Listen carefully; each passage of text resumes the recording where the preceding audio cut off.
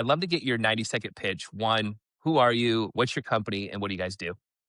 Yeah, simply put, went on a journey about 15 years ago. My dad got Parkinson's, moved back from California, decided to try to get chemicals out of food, the entire food system, starting with agriculture, where it's raised. And so for about 10 years, raised things every which way, probably over 100 crops, maybe 200 to be blunt. Indoor, outdoor, built greenhouses, distributed 25 grocery stores, 35 restaurants, created the first regenerative supply chain I'm aware of in the United States, if not anywhere, and realized, look, I can't do this. We cannot get rid of chemicals without new tools. Begrudgingly, to be honest, I formed Greenfield Robotics and recruited, the most talented tech guy I'd ever worked with in the past. And so here we are, 7 years later. That's amazing. So now, do you describe yourself as a farmer or are you a tech entrepreneur or are you a little bit of both here? I was a tech guy for 13 years. Then I started farming, and now, I got back in technology. I mean, the great thing is everything we build is something that I know I need or other farmers need that raise crops that I either understand or learn very quickly from them. So it works really well. That's great. For our listeners out there who have never seen Greenfield Robotics or have never looked at it, what are we talking about? How are you describing this to somebody so that they can kind of visualize it in their mind? Yeah, they're little, small robots, right? I mean, they're not that little now, but they fit between 30-inch rows. So by definition, they have to fit between those rows without destroying crop or hurting them. So that is number one, lengthwise, so 3 or 4 foot tall, 3 or 4 foot long. They're probably the newest one's actually about maybe 3.5 foot tall at the very peak. So yeah, and so if you walk by them in a field, sometimes you'll see up to 13 running in a field, completely autonomous. We've been autonomous for several years now, and they are truly autonomous at this point. It's amazing. And is there certain types of crops that it works better for, or is it all crops? Is there a certain type of field? And can it be anything? Well, it's an interesting thing. So we actually have two robots, but we're focused on the one that's commercially running in 16 states right now. But yeah, anything that's 30 inches or more width we can run in. And so we don't just weed, we foliar feed. We're adding two other capabilities in the next 18 months to that robot as well. And so the goal is that these robots can run all the way from March until, if we're in somewhere in the Midwest, for Mm, example, yeah. different places do different things, but March all the way through end of October every year, doing up to four different things over the next 18 months. So that is what they do. So they can drive over the top of crops like wheat and oats and stuff like that, just like a huge spray rig would. So, but in things like soybeans, corn, cotton, sorghum, tomatoes, things we've run in, then they need to be 30 inches wide or more for us to run It's between the great. rows. That's great. So you've had a good number of years kind of early testing, if I'm not mistaken. Like what was that teaching you to where you are right now with the units? Yeah, it's look, we've done all the hard things, right? So what we've seen is a lot of people go out and try to create something that solves all the problems. And we simply said, we're going to weed between rows, which it turns out is probably the hardest problem you could possibly solve because you have spinning blades and you're moving at up to 3.5 miles an hour and you can't hit the crop, right? And you're at that level of precision between those rows. And so once we have basically perfected that or darn close to perfection, and now we can do all the other things. So trying to do all that, that accuracy requirement is off the charts. And so machine vision alone was never going to work. How did you like what's the first step in something like this? Like I have obviously never designed any sort of robot like this. Like what was your guys' first step though for you to jump into this? Were you inspired by anything else out in the market? Like what does day one look like in this adventure? Yeah. So my dad, when he was still alive, the last year that he was really able to farm, we had a really high yield, 50 something bushel soy, which is pretty good for dryland soy, meaning no irrigation down here. Best crop he ever had. And he had, 1,000 bushel pigweed, which is this weed that's resistant to chemicals and all that. And so it was a incredibly bad situation. He had people trying to rogue the fields. They gave up. And so we tried all kinds of chemicals, even though I wanted to get rid of them. And so what we ended up doing is I sat there and I went and, I had to repair the combine in a serious way right in the middle of harvest as a result. And so what if something just went between the rows and cut weeds? And interesting, I called, my best buddy from college, PhD in crop genetics. I said, what will happen if I just cut this? And he said, honestly, I don't know. And I asked my agronomist, I don't know. And I'm like, all right. So I took 2 summers and just tried it. What happens to these weeds? And I'm like, this works. It's not perfect, but neither are herbicides. And tillage just creates more weed problems. So So that was the beginning. And then I said, okay, I'm not going to do this unless Steven Gettner joins me, who has been doing machine vision for 30 years. One of the first SaaS entrepreneurs, started in 2001, exited, and he and I did stuff, or mostly him. He was the first guy to actually control robots in the history of the internet over the internet ever. It's called the Telegarden. You can look it up. 30-year anniversary next year. So you just don't run. And I knew this would be hard. I didn't know it'd be quite this hard, to get here. But so you got to have that talent. You got to know where you're going, and you got to solve a real problem. So we've never had a sales problem in this company ever.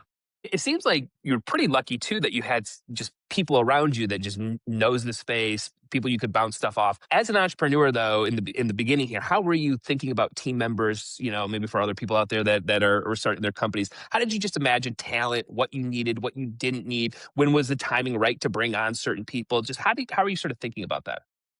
Yeah, I mean, first off, you want folks that can do a lot of different things and are comfortable wearing a lot of different hats, right? And they can handle extremely high levels of uncertainty and stress. We've all done that. Everyone here, the senior team, and of course a lot of the more junior. I don't think there's anyone truly junior at this company at this point.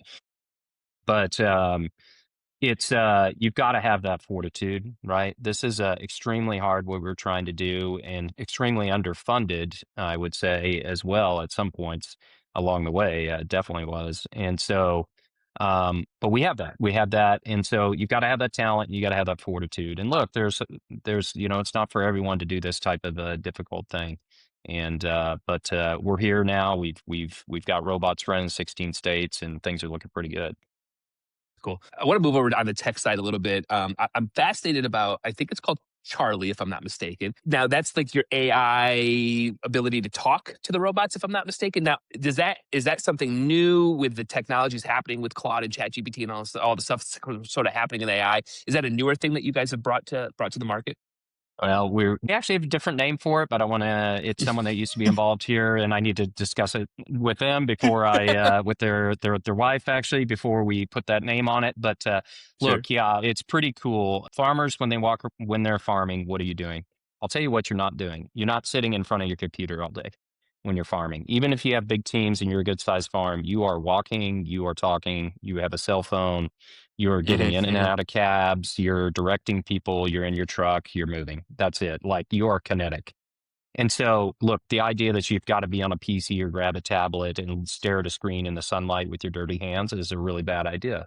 So we created a verbal application that basically is AI based, and that we allow them to call the robots, interact with them, tell them what to do, what not to do, where to go in the field, circle things if they need to, tell them what rows to go. It reports back. It's all goes through voice and chat. And then there's links you simply hit once.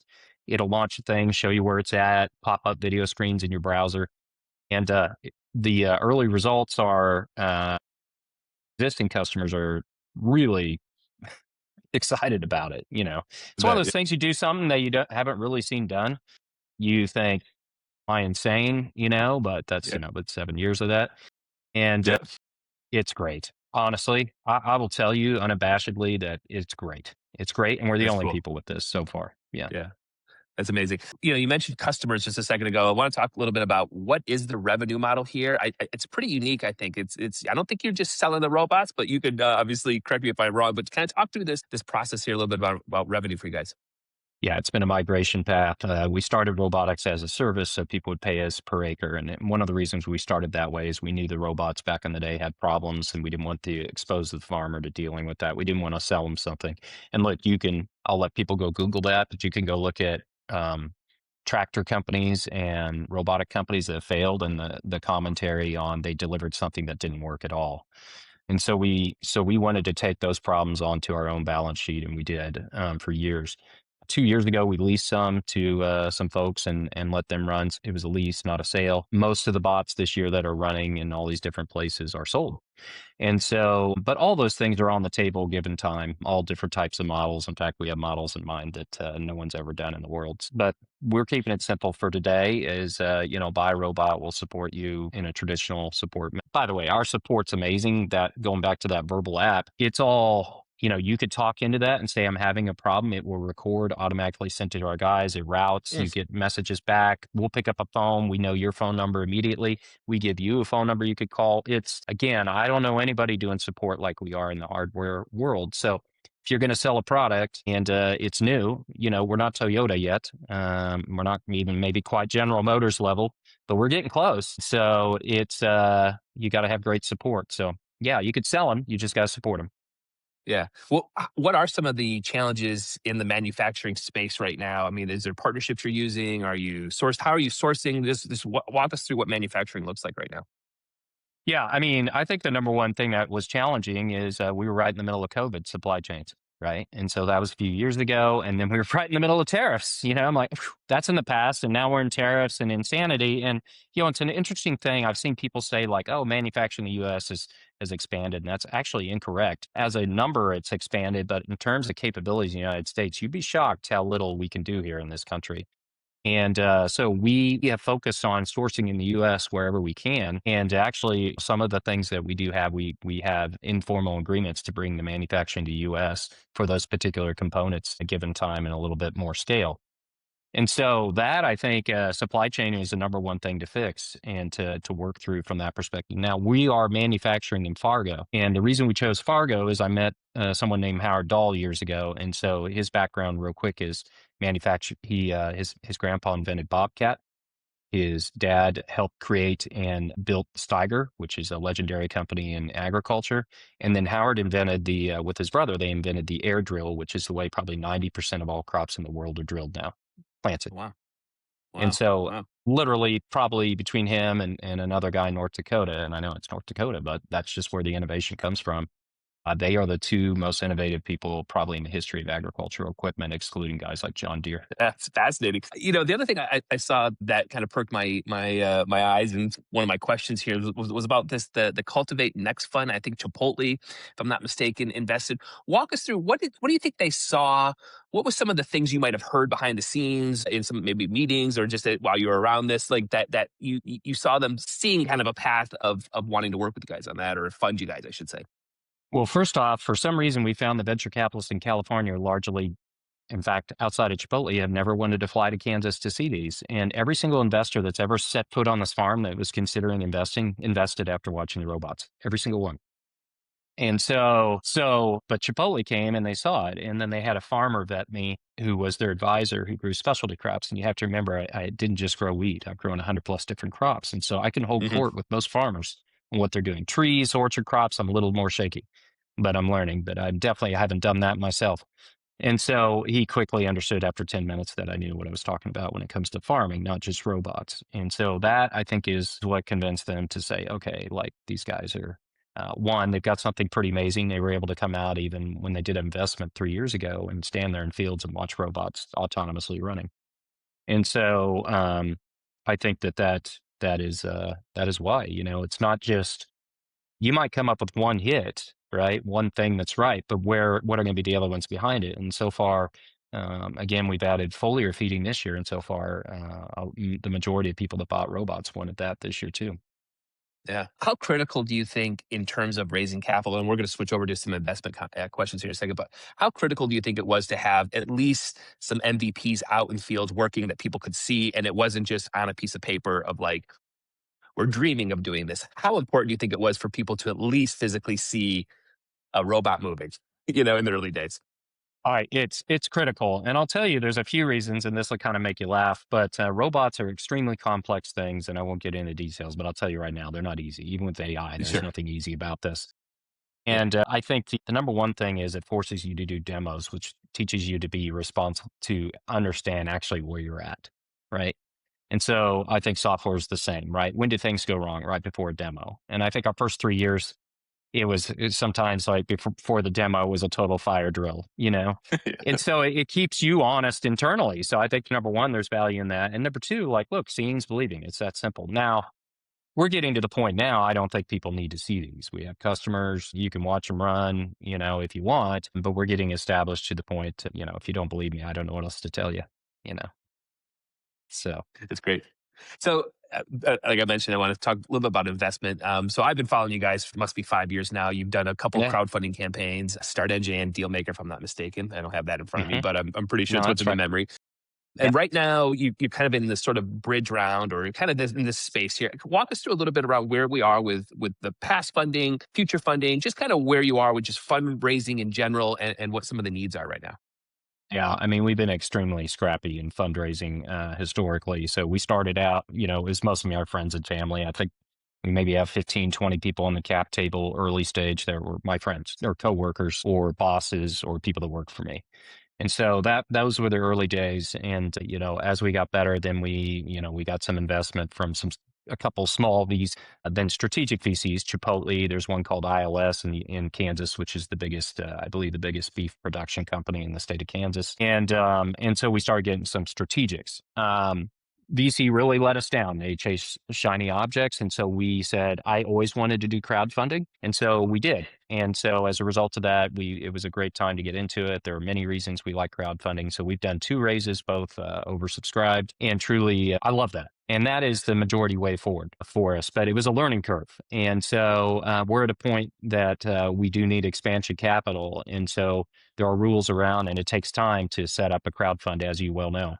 And so in this intermediate period, we're raising an accredited round only. And so that's what we're doing at this point, until we're ready for the next crowd fund. So we keep moving That's great. forward aggressively, you know. Yeah. Do you have a sense of right now where the next big milestones need to happen to push you? Like, hey, if this happens, we know we can get to this next mountain to climb. Like, do you kind of have a sense of that right now? Yeah, we did about 1.3 million in revenue over the last, I don't even know, what's a 12-month period. And so it's time now to grow more seriously, right? So sell more robots and grow. So that's exactly what we're focused on. Of course, you're always refining product, improving product. And as I mentioned, we've got a couple more attachments that have been in development that hopefully over the next 18 months make it to market. And so, but it's growing, right? Now we're looking to grow. We're always adding new products and capabilities. So it's not like we're just taking one thing and doing that. You rest on your laurels and you're going to get knocked off. Not that we have some Sure. massive laurels, but it's really about growing. At this point, it's about growing Greenfield. That's our focus. Yeah. Yeah. How do you protect in everything you're doing right now? How do you put a moat around you? Where do we look like in terms of patents? How do we just protect what you're building right now? The first thing is you technologically, you need to build things that no one else has built, right? You have to go where the market is not. Had someone, we have a video coming at some point. Somebody said that they compared us to Wayne Gretzky. We're skating to where the puck is going to be, not where it is. And so that's the number one thing, and that's a fact, right? When we said we were going to cut weeds between the rows, people were like, "What? Does that even work?" And I don't think people are questioning that anymore. That is number one. Is you simply have to do things, and you have to have a product roadmap that is far enough in advance, but not too far in advance that you can't sell any of it. And so, look, the two robots we have running, and the capabilities we have today, those two robots are 5 and 10 years old from my Mm, head. mm, Okay. And so I've got things that are 10 years out in my head right now.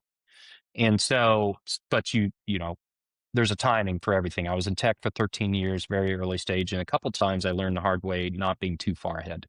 And so that's the balance. You got to be far ahead. In terms of intellectual property, yeah, this other robot we made is protected in terms of this capability we designed it. So that's filed in a few places. We haven't received a patent, but it's been filed and that type of stuff.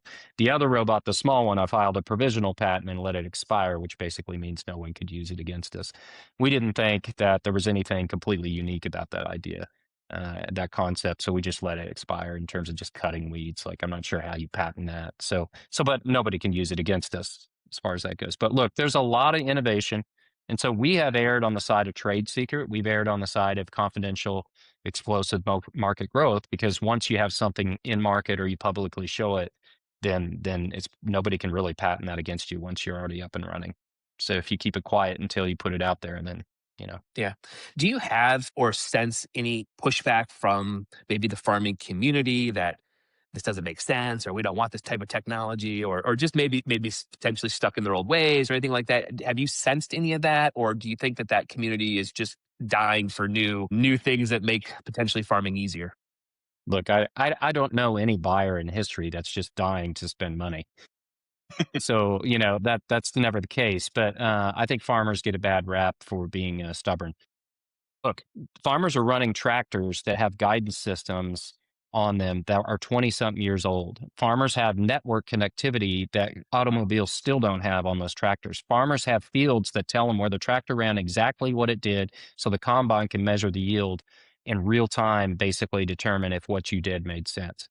The idea that farmers are slow adopters is absolutely absurd, and so they are much more aggressive than historical middle level managers at companies. It's not even close. But you do have to do is create a financial argument, and they have to understand. Yes, I see the future. I agree, Clint, where you're going. I agree where Greenfield's going, but you have to make the financial argument. When I started the company, we didn't even talk about chemicals. We said to people, "We will damage less crop than your spray rig, or we will write you a check." And that's what we did. And so you don't have to, and it's close to the point where on that basis alone, it almost pays for itself. So just crop damage versus the incumbent methodology. And so forget about all the benefits of soil health. Forget about the fact the robot now can do two things on its way to doing four. Arguments we're starting to make now are what does it cost to run per acre versus any other piece of equipment you have? And the argument that's coming shortly thereafter we're starting to make is do you need any other equipment than what the two robots we have? That's where this is going, right? So not only do you not need the chemicals, but do you need the tractor and all those attachments? Do you need that spray rig? No. The answer will be no. We don't have it all nailed yet, but that's where it's going. Yeah. From your viewpoint, because I think you have a very unique point into just the American food world, right? Just all of this. How fragile are we? Where are we right now? What is the next big steps happening in this? Are we going to continue to be eating food from all over the globe, or are we going to go back to more seasonal, more localized? Just where are we when it comes to food in the United States? Glad you asked that question. I know a lot about the food supply chain since I've actually created one and distributed into it. We have a really screwed up system. Well over 80, 90, 95% of the revenue does not go to the farmer. 95% in most cases does not go to the farmer. Let's take a very simple example. When you raise a bushel of wheat, that is 60 pounds of wheat. That creates 48 loaves of bread.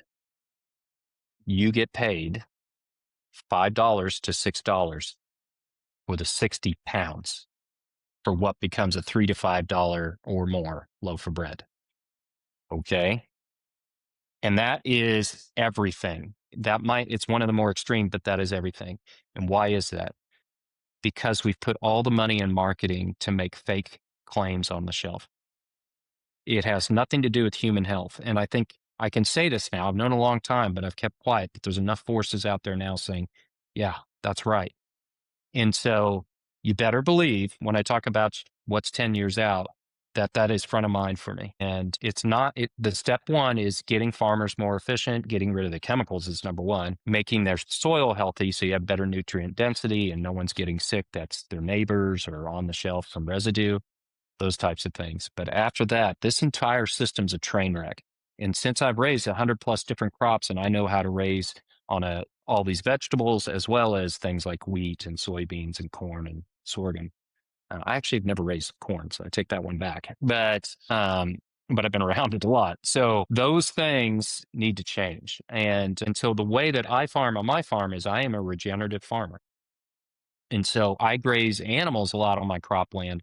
So sometimes I won't raise a cash crop for a year or two, but my fertilizer usage is going down. So the Iran war does not affect me a whole lot, right? Interesting. And so I am becoming not only the healthiest provider, but the lowest cost provider. So Greenfield is built in to make you be more efficient as a regenerative farmer. We can work with any type of farm, but over time, they will become more and more regenerative, which means they will be less and less reliant on anyone else for inputs because I'm already doing it. And there are some guys more advanced than me. So once you do that, now you say, what can you do on a local basis, a regional basis? How do you get rid of all the logistics and the marketing costs that's eating up all the margin and is why the food is not healthy? And so, yeah, if I have anything to say on it, and I believe we'll have a lot to say on it, this whole system's going to change radically. Yeah. Couple more questions, then I'll let you go and get back at it. What's Yep. keeping you up at night? What's the biggest thing that is just front center in mind of for right now? Yeah, I think what we're doing is we're crossing over from a startup to a small company that's operating and growing. And so there are always those pains and those things. Look, when you say you're running in 16 states, it's like, wow, that's exciting. It's actually terrifying at the same time. So we're going from 6 to 16 states, next year more states, more robots doing more things. And so we're starting to bridge that gap from being a startup that, there's a lot of fires to being more measured and those types of things. Because you don't have a choice. When you're early, there's always fires burning somewhere that you've got to deal with. And by the way, going back to the farmer customers, we've been very fortunate. Farmers, as long as you're upfront with them about where you're at and you communicate clearly, they're very patient with you. And so back when the robots were a disaster, they're not now. The robots are pretty darn good now, but they were patient with us because we were honest. And I know that it's just naturally, frankly, how we are as a team, but also that is respected in farming versus glitzy Silicon Valley. We're awesome and everything's going to be awesome. And let's talk about ourselves constantly awesome versus first thing when our guys talk to robots is we try to show them what you shouldn't try to use it for. And we try to tell them don't get it and over your head. And so that is really important. And so what makes me not sleep at night to get back to the answer to your question, it is changing the company from startup to a growth company and doing it in the right way so we don't screw it up with our customers. That's Yeah. what I lose sleep over.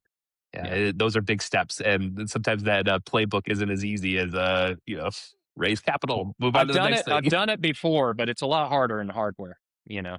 but it Oh is a yeah. mode of sorts. Frankly, building Yeah. hardware is very hard and most people do not have the tenacity to do this, I can tell you. And Yeah. so there are not Yeah. that many competitors because simply it's a very hard thing. And so it's a nice moat, but it also is a very hard thing. Sure. Sure. How do you think your dad would feel if he was seeing where you are right now with the company and where you guys are going? My dad was still alive and somewhat cogent when I started this, and he asked me not to. But listen, every robot that comes off the factory floor in Fargo says botany, right? Yeah. And but it's botany. Botany spelled with an A, not an O. BOTONY. My dad's name was Tony, TONY. So it's in his honor. And Yeah. That's good. if you were asking what keeps me up at night, what keeps me motivated is destroying all the things that got my dad sick and killed him. Yeah. And that's what, Yeah. you know, we will not relent until those things are all gone. Will not relent, period. And so, but we're well on our way. Yeah, I love that message too. I lost my dad. He died at what was he, 64? Ate garbage food. The food that I don't know. I just learned a whole bunch of what not to do by watching him eat Yeah. food. And I'm gonna put food in Yeah. quotations there. And Yeah. you Yeah. just see the path of like depression and just not healthy and just losing spark and all that stuff. And yes, if you asked all of us, you'd be like, yeah, it's just the food. He just ate garbage all day, every day, and called it food. Yeah. It's just what it was. And it's all the Well, marketing and all the fake science, pseudoscience behind it, yep. and all those things. Look, we don't need to get into that. That there's 20,000 podcasts to talk about that on, but you know, we don't need to get into that. But Yeah, yeah, I'm sorry 100%. to hear that. Yeah, that's early. Yeah, it is 64 is what it way is. way Yeah, too that early. was Yeah. yeah, that was 5 years ago for me too. I was like, yeah. So that it definitely shapes your life a little bit differently. Well, where can people dive in if they want to learn more? They're intrigued. Where should we send people? Just send them to our website. And the easiest way is just go greenfieldrobotics.com. It'll resolve to something else, but just go to greenfieldrobotics.com and check us out. There's a lot of information there. Awesome, awesome. Well, Clint, I'll let you get back at it. Thank you so much for taking time out of your day. This is a great conversation. Enjoyed it immensely. And for all my Yeah, listeners out there, I'll have all likewise. the links in the show notes. Obviously, go click around.